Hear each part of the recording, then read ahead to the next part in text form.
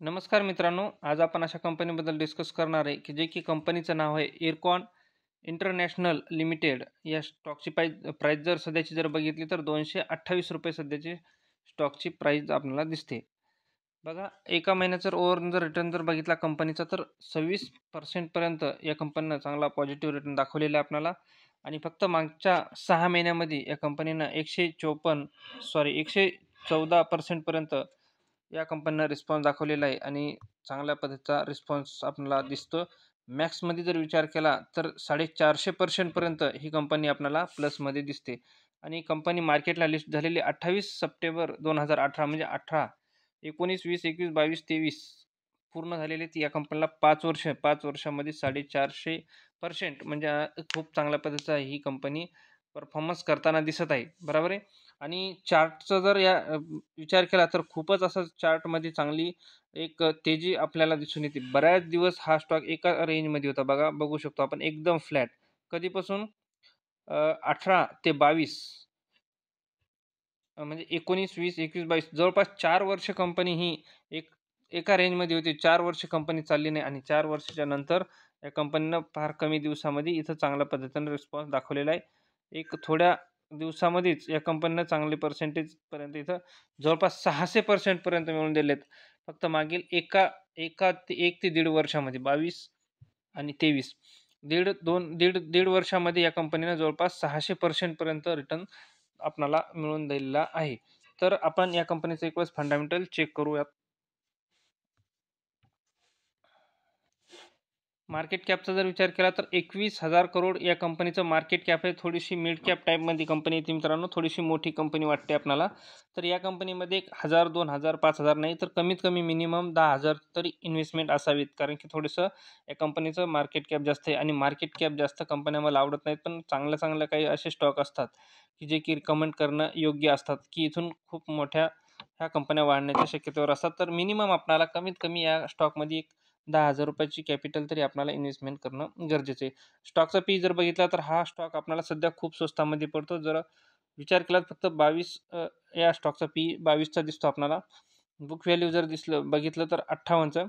आणि एवढी छोटी कंपनी जवळपास मिडल कॅपच्या मध्ये म्हणजे एक मिडियम कंपनी असताना डिव्हिडंड किती चांगल्या पद्धतीने देते. 1.31% म्हणजे खूप चांगला असा ही डिव्हिडंडसुद्धा देते ही कंपनी. आणि डिव्हिडंडमुळे ही कंपनी आपण लाँग टर्मसाठी सजग करू शकतो. कारण की एक ₹10,000 कॅपिटल बी चांगले डिव्हिडंड आपल्याला मिळू देऊ शकते. बरोबर आहे. 1.31% म्हणजे चांगला डिव्हिडंड ही कंपनी आपल्याला लाँग टर्मसाठी या डिव्हिडंडचा चांगला फायदा होऊ शकतो आपल्यासाठी. बरोबर आहे. आर-ओ-सी बघितलं तर 15% आणि आर-ओ-ई बघितलं तेही 15% पर्यंत दिसते. फेस व्हॅल्यू जर बघितलं तर 2चा फेस व्हॅल्यू दिसतो आपल्याला. आता या कंपनीचा आपल्याला सेल आणि नेट प्रॉफिट ही कंपनी कशा पद्धतीनं मिळवते हे बघणं आपल्याला गरजेचं आहे. बघूयात. मार्च 2015चा आपल्यासमोर डाटा दिसतो. त्याच्याही अगोदर बघितलं तर 12 पासून आपल्यासमोर डाटा दिसतो. सेलमध्ये आपण विचार करूयात. 3500 करोड, त्यानंतर 4200, 3800, 3000, 2400, त्यानंतर 3000, 4000 आणि 4700, त्याच्यानंतर 53, 53, 73 आणि 10,000 आणि 12,369 म्हणजे खूप चांगल्या पद्धतीने रिस्पॉन्स देत आहे कंपनी. प्रत्येक वेळेस शेलमध्ये नंबरमध्ये इन्क्रीज चांगल्या पद्धतीनं करताना दिसते आपल्याला. ऑपरेटिंग प्रॉफिट जर बघितलं तर 64, त्याच्यानंतर 328, 448, 479, 600, 500, 585, 700 आणि 817. ऑपरेटिंग प्रॉफिट पण चांगल्या पद्धतीने दिसते. नेट प्रॉफिटवर एक वेळेस नजर टाकूयात आपण. कंपनीच्या नेट प्रॉफिटचा जर विचार केला तर सुरुवातीला बघू शकतो 465, 805, 747, 583, 393, 384, 409, त्यानंतर 450, 485 आणि 391, 592, 765 आणि 939 म्हणजे नेट प्रॉफिटचा जर विचार केला तर खूप असा चांगला ही कंपनी नेट प्रॉफिटमध्ये पण नंबर इन्क्रीज चांगल्या पद्धतीने करते. आणि बॉरोइंग जर या कंपनीवर जर कर्ज जर बघितलं तर फक्त 1,600 करोड या कंपनीवर कर्ज आहे. आणि यांच्याकडे रिझर्व्ह बघू शकतो आपण किती अवेलेबल आहे. रिझर्व्ह जर बघितलं तर 5,355 करोड रिझर्व्ह आहे. म्हणजे रिझर्व्हच्या तुलनेत जर विचार केला तर या कंपनीवर कर्ज फारच कमी आहे. बघा, इन्व्हेस्टरचा जर विचार केला तर याच्यामध्ये प्रमोटरसुद्धा आहेत, फॉरेन इन्व्हेस्टरसुद्धा आहेत आणि डोमेस्टिक इन्व्हेस्टरसुद्धा आहेत. 65% ही प्रमोटरकडे होल्डिंग आहे आणि डोमेस्टिक इन्व्हेस्टर याच्यामध्ये 4% पर्यंत आहेत आणि फॉरेन इन्व्हेस्टर 4% आहेत आणि डोमेस्टिक इन्व्हेस्टर जवळपास याच्यामध्ये 1%च्या आसपास डोमेस्टिक इन्व्हेस्टर आहेत आणि पब्लिकचा जर विचार केला तर 30% पर्यंत आपल्याला पब्लिक या स्टॉकमध्ये आपल्याला 30% पर्यंत पब्लिकसुद्धा दिसते. हा एक रेल्वेचा स्टॉक आहे. रेल्वेमध्ये ही कंपनी काम करताना आपल्यासमोर दिसते. बघा रेल्वेचे रोड बनवताना किंवा लाईनचे काम करताना ही कंपनी आपल्याला दिसून येते आणि असा एक आगळावेगळा या कंपनीचा बिझनेस आहे आणि एक चांगला स्कोप राहणार आहे आणि येत्या भविष्यामध्ये हा बिझनेस कधीच कमी होणार नाही याची आपल्याला खात्री असणं गरजेचं आहे. बघा रेल्वेमध्ये ही कंपनी काम करते आणि चांगला या कंपनीचा बिझनेस आहे. तर आपण इन्व्हेस्टमेंट करू शकतो या स्टॉकमध्ये. बरेच दिवस एका रेंजमध्ये होता हा स्टॉक आणि आता ही कुठंतरी जंप घेण्याच्या मार्गावर आहे आणि आणखीन ही स्टॉक वाढण्याची शक्यता आहे कारण की नंबर या स्टॉकचे चांगल्या पद्धतीने येत आहेत. तर आपल्याला हा स्टॉक जर आपल्याकडे ऑलरेडी जर असेल तर आपण लाँग टर्मसाठी या स्टॉकसोबत चालू शकतो आणि जरी आपल्याला कोणाला एंट्री घ्यायची असेल तरी आपण या स्टॉकमध्ये एंट्री घेऊ शकतो कारण की हा स्टॉक लाँग टर्मसाठी चालण्यायोग्य आहे. नेक्स्ट स्टॉकबद्दल जर विचार केला तर इन्सोलेशन एनर्जी लिमिटेड या स्टॉकबद्दल आपण डिस्कस करूयात. 1199 रुपयाला एक स्टॉक पडतो आपल्याला. एका दिवसाचा ओव्हर रिटर्न जर बघितला या स्टॉकचा तर 3.75% म्हणजे जवळपास 4.25% पर्यंत एका दिवसाचा या स्टॉकने आपल्याला रिस्पॉन्स दाखवलेला आहे. मागील 5 दिवसामध्ये 5% मायनसमध्ये दाखवते आणि एका महिन्यामध्ये हा कंपनी जवळपास 30% पर्यंत प्लसमध्ये आपल्याला दिसून येते आणि फक्त 6 महिन्यामध्ये मित्रांनो या कंपनीचा रिस्पॉन्स जर बघितला तर 400हूनही जास्ती पर्यंत या कंपनीने मागील फक्त 4 महिन्यामध्ये रिस्पॉन्स दाखवलेला आहे. आणि मॅक्सचा जर विचार केला तर कंपनी मार्केटला लिस्ट कधी झालेली आहे? कंपनी मार्केटला लिस्ट झालेली आहे 14 ऑक्टोबर 2022.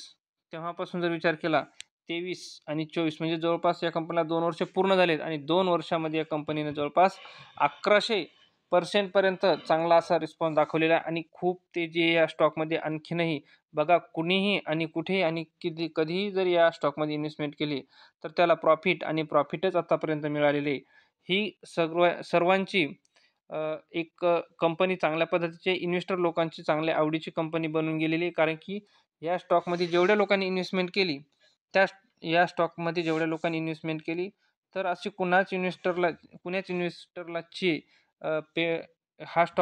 कुणाच इन्व्हेस्टरचा हा स्टॉक खाली गेलेला नाही. म्हणजे सर्वांचीच एक ही कंपनी दिलबर कंपनी म्हणलं तरीही चालते. म्हणजे कुणाचीच स्टॉकला ही खाली गिरावट जास्त या स्टॉकनं केलेली नाही. कुणाच इन्व्हेस्टरला या कंपनीनं नाराज केलेलं नाही आत्तापर्यंत आणि आणखीनही वाढू शकतो कारण की या कंपनीचे नंबर चांगल्या पद्धतीचे येत आहेत. तर आपण या कंपनीचा एक वेळेस फंडामेंटल चेक करून घेऊयात. मार्केट कॅपचा जर विचार केला तर 2469 करोड या कंपनीचं मार्केट कॅप आहे. करंट प्राईस जर बघितलं तर 1185ला आपल्याला एक स्टॉक पडतो आणि स्टॉकचा पी जर बघितला तर 117चा स्टॉकचा पी आहे. लॉंग टर्मसाठी चालण्यायोग्य आहे. आरओसी बघितलं कंपनीचं तर 29% आणि आरओई बघितलं तर 38% आणि फेस व्हॅल्यू जर बघितला तर 10चा दिसतो आपल्याला. नेट प्रॉफिट कशा पद्धतीनं कंपनी बनवते हे बघणं गरजेचं आहे. सेलमध्ये विचार करूयात. मार्च 2022चा आपल्यासमोर डाटा दिसतो. 215 करोड आणि 215 करोडहून 279 करोड 79 आणि 442 म्हणजे कंपनी नेट सेल चांगल्या पद्धतीने करते. नेट प्रॉफिटचा जर विचार केला तर 7 करोड 11 करोड आणि 21 करोड म्हणजे कंपनी नेट पण चांगलं प्रॉफिट पण चांगलं करते आणि सेल पण चांगल्या पद्धतीने करते. या कंपनीचं बॅलन्स शीटचा जर विचार करूया तर 70 करोड या कंपनीवर थोडंसं कर्ज जास्त वाटते आणि यांच्याकडे रिझर्व्ह जर बघितलं तर 47 करोड रिझर्व्ह आहे. म्हणजे रिझर्व्हच्या तुलनेत जर विचार केला तर कर्ज थोडंसं या कंपनीवर जरा आपल्याला जास्त वाटते. बघा शेअर होल्डिंग पॅटर्नचा जर विचार करूया तर प्रमोटरकडे जवळपास 70% पर्यंत होल्डिंग आहे. फॉरेन इन्व्हेस्टर याच्यामध्ये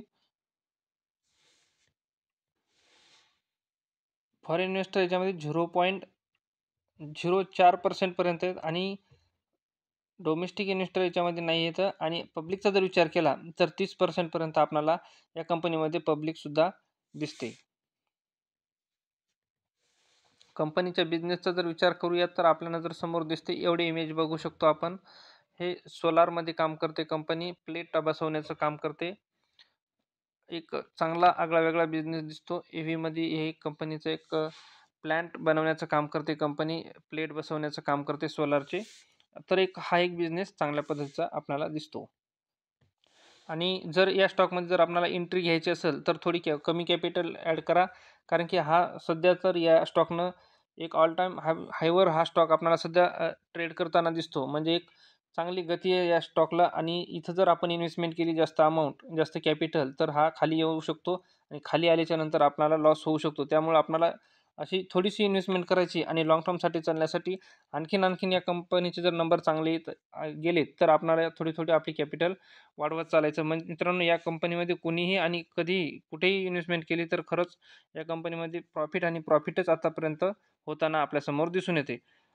तर आपण इथं थांबूयात. आपणाला हे व्हिडिओ कसा वाटला हे मला कमेंट करून नक्की कळवा मित्रांनो. व्हिडिओ जर आवडला असेल तर व्हिडिओला शेअर करा, लाईक करा. नवीन जर कोणी चॅनलला व्हिजिट केलं असेल आज तर चॅनलला सबस्क्राईब करून घ्या. आपण नेक्स्ट व्हिडिओमध्ये भेटू. तोपर्यंत जय हिंद, जय महाराष्ट्र.